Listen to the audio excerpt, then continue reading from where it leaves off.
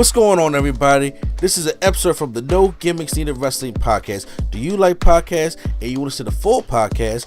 Make sure you check out the No Gimmicks Needed Wrestling podcast on all your podcast platforms, such as Apple Podcasts, Google Podcasts, Stitcher, Spotify, iHeartRadio, among many others. But you're listening to the episode right here on YouTube, so make sure you hit that like button and below, and make sure you hit the subscribe button to NC Studios and NC Level Up for all your gaming needs. This is the Nerd Coalition. Enjoy the show.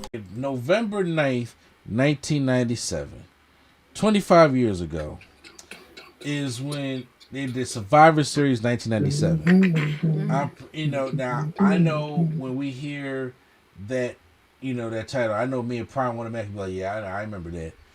But of course, that was the whole screw job, the Montreal screw job, with the main event of Bret Hart, Shawn Michaels, And it's funny because on that show we also had Stone Cold vs. Owen Hart. We had Kane and Mankind. Back when Kane was doing the whole Michael Myers gimmick with just the red lighting over everything. We had like a Nation Domination Survivor Series match with Ken Shamrock, Ahmed Johnson, Legion of Doom. And all that stuff. But it's always known for the Montreal Screwjob. I want to know, because like we never talked about this, but it's the 25th anniversary. Everybody's been doing reviews of Survivor Series. I was like, I'm not going to make y'all watch Survivor Series 97. Who wants to watch Survivor Series 97? It's only meant for one thing. But growing up and hearing about it, or the first time y'all heard about it, I want to know about y'all personal things. Now, Lady Sketch, being my wife, I know that she was a wrestling fan back in like the Attitude Era and the 2000s, right when, right after Bret Hart left is like when that. I mean, some people said the Attitude Era started like in 97, but right after Bret Hart kind of left is like when it really like took off. Were you familiar with the Montreal Screwjob, or when did you really become familiar with the Montreal Screwjob? I want to say I didn't really know.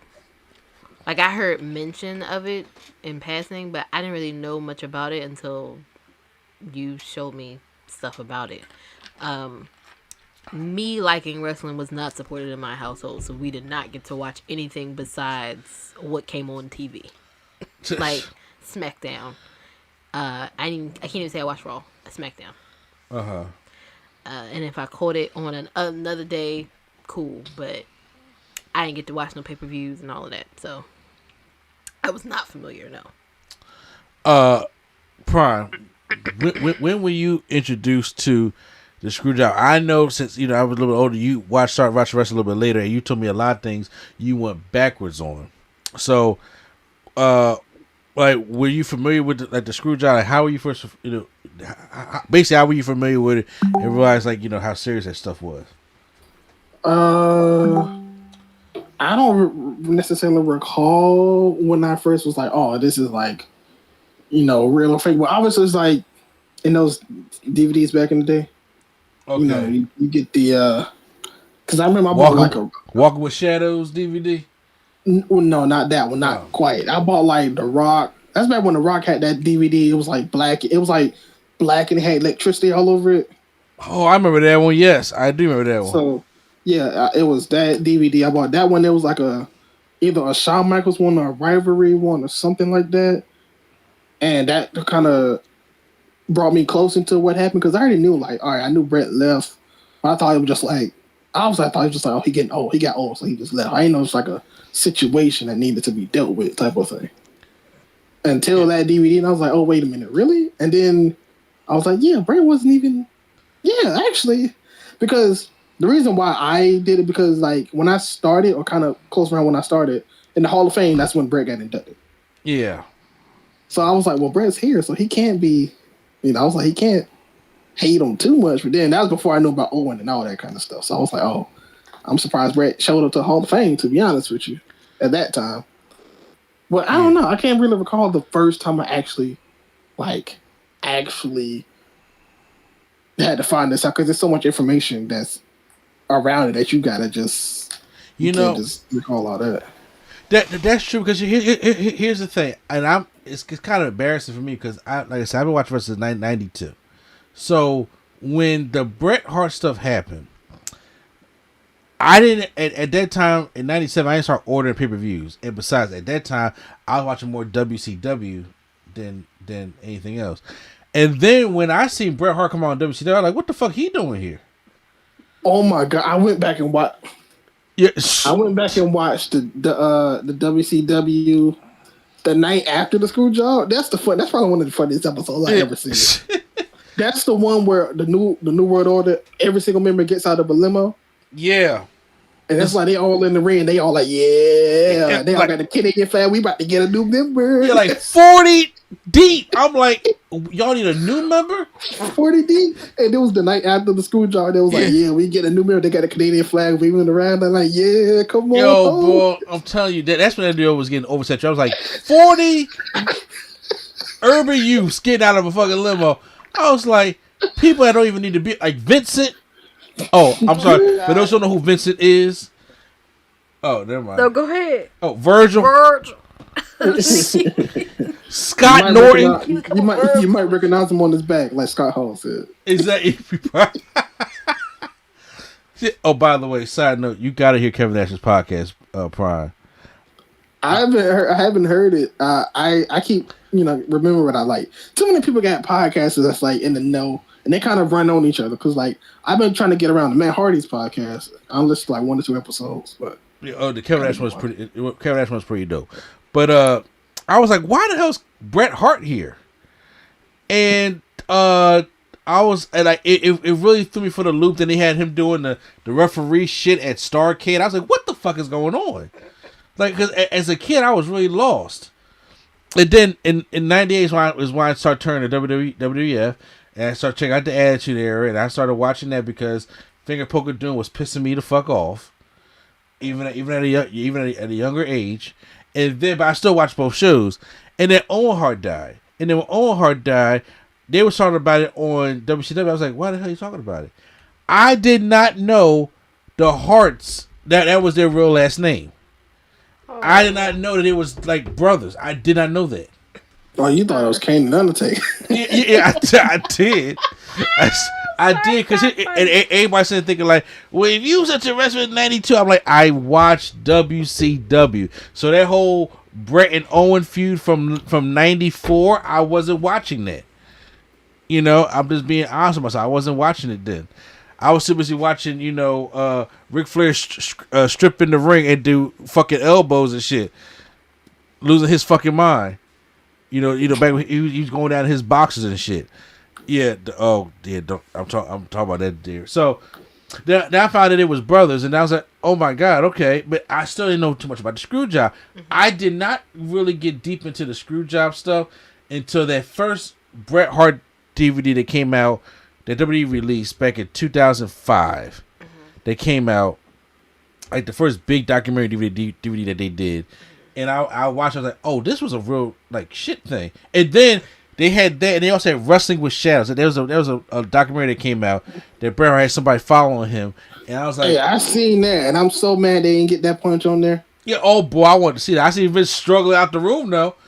That man up there like Eddie Murphy. He was staggered, but the way that they talk about it, he flew up. It's like a Chappelle Show sketch. You remember Harlem Nights, don't you? Yeah. That's how Vince would have. He said Bret took him off his feet. And that was the first thing I thought of. Yeah. And I was like, oh, but yeah. And I was like, oh, this thing is like really real. Like this is really a problem. So I started doing my own little research. And Bret came back to the company and shit. And I was just like, oh. Then that's how I learned about the screw job. So it now. Every November they talk about it. You can't even get away from it if you want to. Sometimes they try to duplicate it. Sometimes. Yeah, they try to. Yeah, but at that time that shit can't be duplicated. And like I said, that on both sides, there was issues. Obviously, a lot of issues on Vince's side, but Bret, I'm like, I'm not losing the can. I'm just like, all right, bro, but you is on your way out. You know what I'm saying? And that is the rest of the. You gotta go out on your back. And Bret didn't want. I know Bret wanted to go out on his back, but. It's a big thing in wrestling history, and everybody was talking about it. I was like, I just want to talk about how we first go about it, but I gotta talk about something that happened when it comes to the Road Dogg. So Road Dogg, wait for it. has a podcast, and his is called. You see why I don't want to start back up? Because at this point, no, oh dear, what are y'all doing? But his is the you didn't know podcast. I guess we didn't. No, he talks about the Montreal Screwjob. Wait for it. And Road Dogg was as if he thought WWE losing Bret Hart was the final nail in their war with WCW. Okay, and this is what the Road Dogg had to say. Oh God. Quotations. For me personally, and that's all you're going to get from me ever is because that's all I got. It's my own reference point. I never saw what the big deal was with Bret as a performer. I never understood it. He was a great worker. I thought about saying good. Oh my God! It's just the one I think I did hear this. He said a certain word in there, and I'm like, you. But he was a great worker. He worked better than me, tenfold. Worked circles around me. Don't ever think that I told anybody I was a good wrestler because I haven't. And if you listen to my podcast, you know that's true. I don't think listen to your podcast. I don't think I was a good wrestler. I don't think Bret was a great wrestler. I think I was a better sports entertainer than Bret was, and I think that's where the money is. Oh shit! Were you a GAS? So I always thought that he should have done business and done what was right. You know what I mean? But I never looked at him like if we lose this guy, we lose the war. I never thought that for one moment. Now I can't understand people who are huge Bret Hart fans going, screw you, Road Dogg, you suck. Okay, screw me. And I suck. Okay, like now what? We still get to my feelings, which is I never thought he was a great to begin with, so it wasn't that great a loss when we lost him for me personally. That's professionally, really not personally. Because I didn't have any personal feelings about it one way or another. I just didn't think we were sunk because he left. I thought we got a lot more to offer than that. I didn't think we were sunk. I thought now we can catch our breath and move forward. So, he was saying, he's like, I apologize, but I want everybody to understand, I don't dislike Bret Hart. I just don't think he's that great for wrestling. Real quick, why does he have a podcast? Because everybody can go and buy a mic off Amazon now. Didn't you know? It's like, no, it's not even that. It's just like, okay. Some people, when they do podcasts, it's a different thing to it. Like, I like Jericho and Stone Cold's podcast because that was their podcast. Well, like, podcasts like anything with Conrad Thompson on it, stuff like that. I don't really like those kind. Uh-huh. Because it's just like somebody asking them questions about their life and they're answering. While like Stone Cold, it was just him. He's like, you can tell he's running the show rather than him just being asked questions on a different day, you know? Yeah. So that's why I feel like Road Dogg's podcast is just people asking him, so what about the school job? And then he just answers. And then he gets a clickbait, and then people are talking about the clickbait. Yeah, that's how it is. I mean, because you have the podcast. I do like Stone Cold's. I do like Chris Jericho's. Then you have the podcast out there that's be like, I'm going to be on here just to talk shit, like Conan. Because and I don't have too much problem with Conan. It's when he be bringing Disco Inferno on there. And I'm just like, you keep Disco out of here. Disco has a problem, okay? And I'm like, y'all, stop bringing Disco Inferno on. I don't know how often he's on the podcast, but I'm just like, yeah, no. Of course, Jim Cornette got shit where he just going to get, his question. He's going to say whatever the fuck, and he's just going to curse everybody the fuck out. And then one that I really liked was Hurricane when he had his podcast. Yeah, it was just him, but for some reason he's entertaining.